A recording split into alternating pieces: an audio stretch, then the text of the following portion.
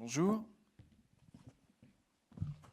Bonjour, je suis Laurent Dondé, je suis accompagné par Xavier Tessier de Vertigo et Christophe Abeg, notre éthologue expert scientifique, ou du moins responsable du comité scientifique, pour présenter ce projet, cette production Prédateur VR, qui s'appelle aussi Le sens des prédateurs.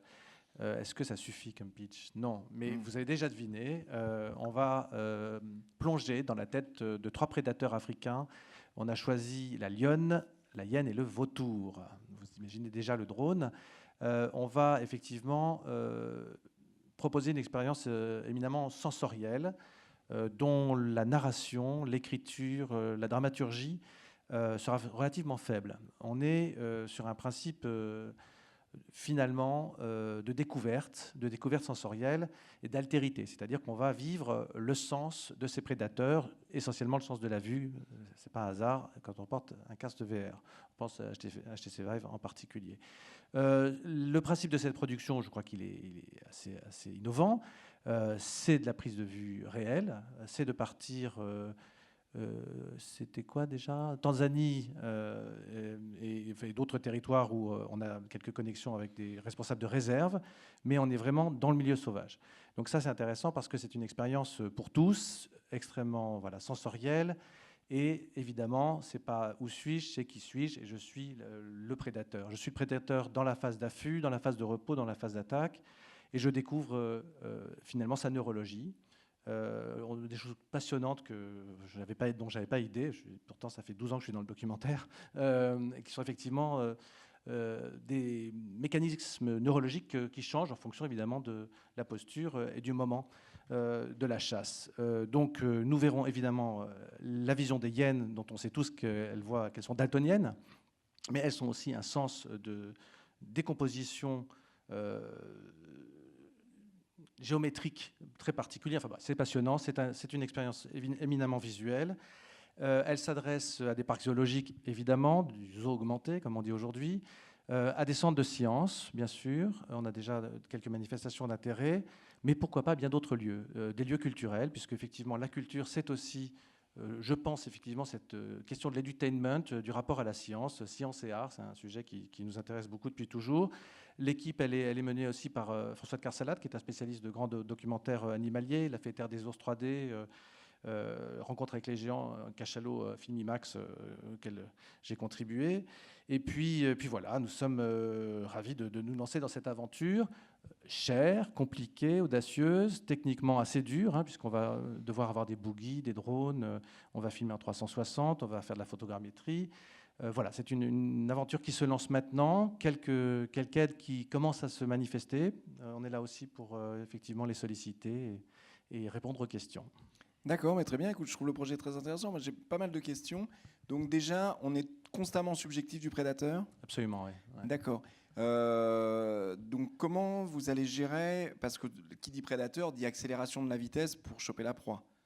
Oui, bien sûr. Alors, Et c'est ça qui va être intéressant. Il y a une phase comment on appelle ça? Ils sont tous à la guerre. En affût, oui, c'est ça. À l'affût, c'est ça. Oui, oui. Et puis après, zoup, on les voit croquer leur pauvre malheureuse petite victime. Alors voilà. Comment vous allez le gérer? Ça va être quoi, de la 3D? Il va y avoir la part du budget, d'ailleurs, en train de beaucoup évoluer en ce moment.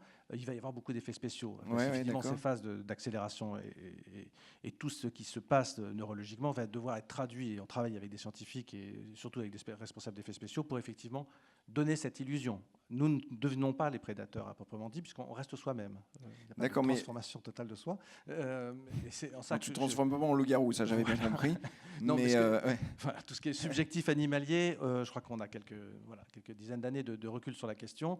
Ce n'est pas de l'anthropomorphisme à la Disney, et ça n'est pas, ça n'est pas du héros, super-héros, Marvel, machin, etc. On essaye simplement de reproduire de façon très fidèle et assez scientifique ce que peut vivre ce prédateur. Ce que peut voir et éventuellement entendre. Il y a plein d'enjeux techniques, puisqu'effectivement, avec les boogies, l'accélération, la question des effets spéciaux, on travaille sur ces éléments-là. On s'aperçoit que c'est un petit peu cher, mais on aimerait qu'on soit le plus proche possible de ce que nous disent les scientifiques sur ce que ressentent et voient ces animaux dans les différentes phases de tu veux dire faire rouler un truc, un buggy pour Oui, faire... on va comment tu vas faire rouler ton buggy avec les... Alors c'est du câble, c'est surtout. C'est du câble. Avec du câble. Il y aura un tout petit peu de scénographie préparée. D'accord.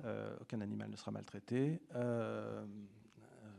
on est aujourd'hui dans la phase vraiment d'étude et d'analyse du projet, assez passionnante d'ailleurs. Et on est en relation avec des responsables de réserve et des scientifiques, et évidemment des responsables d'effets spéciaux Non, je pense que spécialistes du documentaire. le projet est génial, mais Merci. techniquement, je pense que c'est pas une mince affaire. Et Non, du coup, se pose la question du financement, du coup, justement. Voilà, je viens du monde de l'IMAX, alors Ouais. voilà, Ah oui. donc on n'est pas D'accord. dans les mêmes mesures, mais on sait qu'il faut des moyens lourds et des moyens suffisants pour faire de la qualité. Notre budget aujourd'hui est autour de 600 000 pour 24 minutes, donc je pense qu'on est 600 000 pour 24 minutes? On est assez raisonnable, parce Ah bon? qu'on serre tout dans tous les sens. C'est peut-être D'accord. un petit peu trop serré, mais on a 3 fois 8 minutes, hein, puisqu'on a ces 3 points de vue. Voilà, aujourd'hui, on a serré ça un peu comme ça. Ça a l'air de tenir. Évidemment, si on a un orage de 15 jours sur place, on sera embêté. Mais a priori, Qu'est-ce qui va être de la prise de vue réelle? Qu'est-ce qui va être de la 3D alors?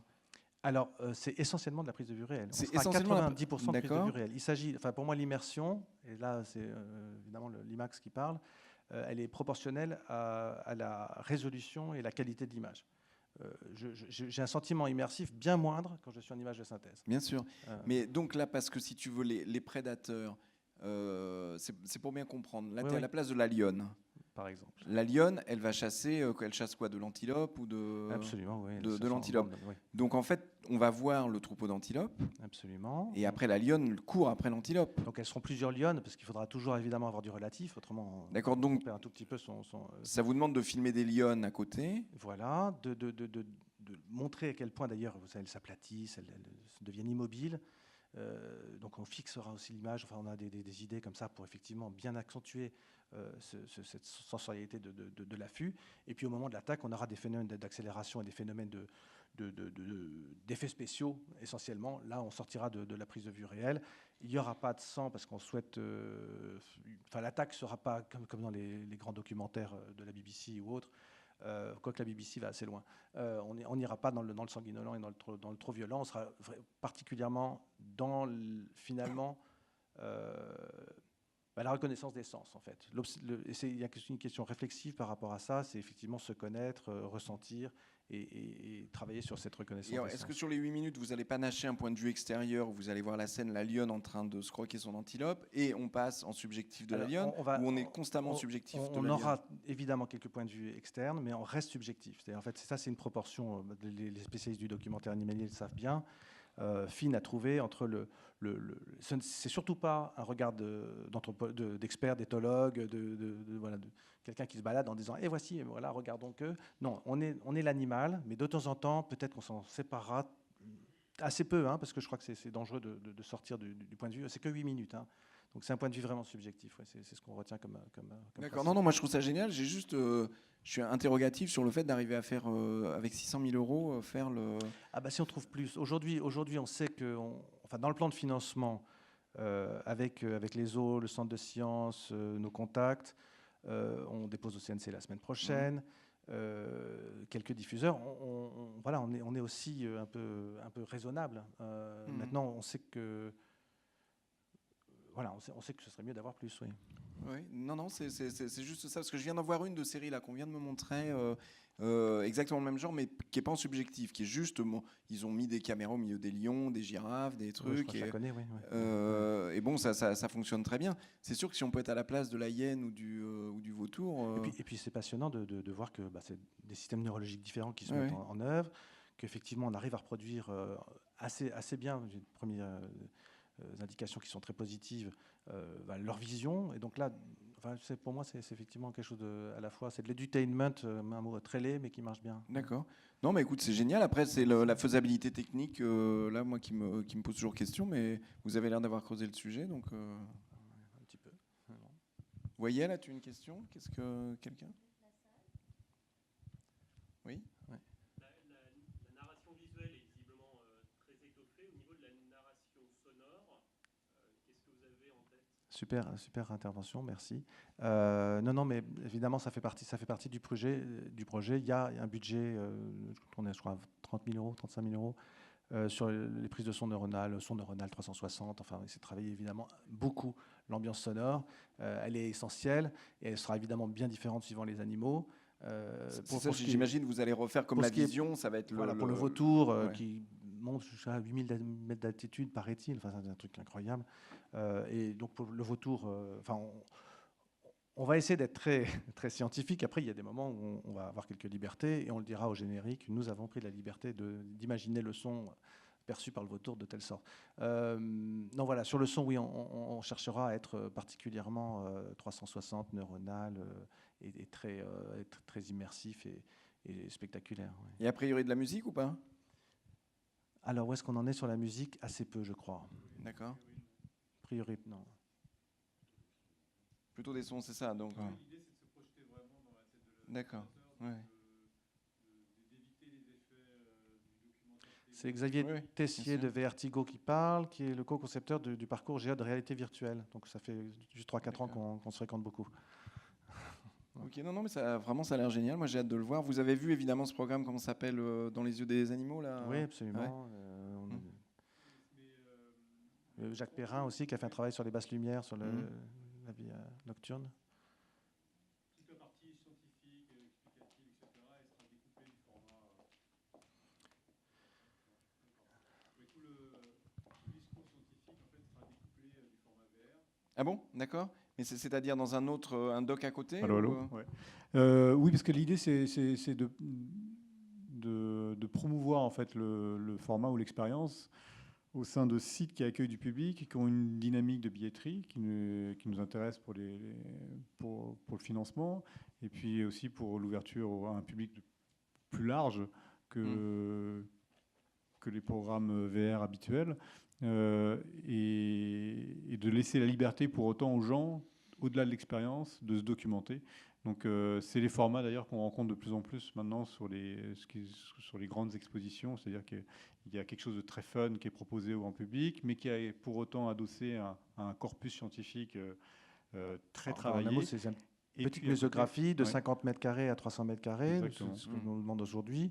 Et cette mise en scène, cette scénographie, muséographie, c'est effectivement ou assez rudimentaire avec des panneaux très traditionnels, on ira un petit peu mieux que ça, jusqu'à une vraie mise en scène. Allez voir l'exposition Afrique en ce moment au British Museum, c'est à tomber par terre.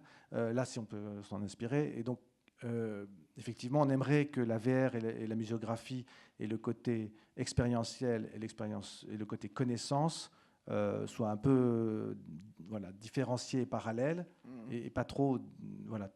On devinera très vite que là, il y a de la connaissance, puisque effectivement, quand on passera d'un point de vue à un autre, quand on aura. Ça semble évident, oui. Enfin, oui, voilà. Mais par contre, aller un petit peu plus loin et en savoir plus, on le fera avec les moyens du bord, c'est-à-dire ou de la muséographie, ou un petit programme sur Internet, ou éventuellement, enfin, on trouvera une façon de le faire.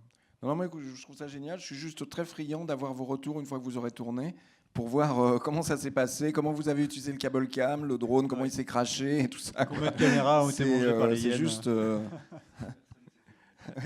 parce que c'est marrant. Mon fils a été en Tanzanie justement il n'y a pas longtemps. Alors c'est vrai qu'il n'avait pas la caméra VR, mais il a filmé. C'est hallucinant ce qu'on voit. Et puis j'ai vu cette série aussi, ça marche bien. Ouais. Par contre, le faire en subjectif, je pense que c'est un gros challenge. J'ai une fille de 13 ans qui veut absolument venir. Ouais. Bon, en tout cas, bonne chance. Merci. Oui. On a volé le micro de Voyelle. Ouais, pour revenir à des considérations très pragmatiques de diffusion, est-ce que ça ne vaut pas le coup, vous venez de l'évoquer, de travailler directement dès le stade de l'écriture et du développement avec un musée, avec des concepteurs d'exposition, pour tout de suite être dans la peau des grands singes ou l'Expo Afrique au National Museum. Enfin, est-ce que ce n'est pas un truc qui vous permettrait d'emblée d'avoir votre premier public et ensuite, finalement, de pouvoir exporter un format dans les différents musées du monde? C'est une idée, mais en fait, on ne va peut-être pas y répondre là tout de suite. Non, merci. Peut-être très synthétique. Ça fait qu'alourdir un peu le dossier, et c'est vrai qu'il en a... C'est le cas aujourd'hui, c'est vrai qu'on ne s'est pas complètement débriefé, mais quand on travaille sur la partie financement avec les zoos, en fait, nos premiers contacts, ce sont les responsables ou les directeurs du musée. Oui. Mais bien sûr. J'ai travaillé avec le parc zoologique de Paris Et c'est typiquement le genre de truc où voilà, vous leur proposez Voilà, ça. nous- Mais ce qui est intéressant, c'est par exemple, nous, on avait fait Adeline la girafe. Bien sûr. Adeline, elle existe. Mais Alors on- là, vous avez... vous Alors, pourriez la connecter hyène à des va être un personnage, animaux. et nos amis de Hopscotch, enfin, vous connaissez évidemment toute la bande qui travaille autour du parc zoologique de Vincennes, et le besoin aussi pour ce parc de peut-être trouver voilà, des nouveaux publics et des moyens d'expression qui sont un peu variés. Donc on est en relation étroite avec eux. Il y a des espaces sans doute à animer. Donc oui, merci. Le projet est difficile à cadrer comme ça parce qu'il a cette vocation à être multiforme. Ok, bah merci en tout cas. Merci pour votre attention. Merci. Candidat suivant.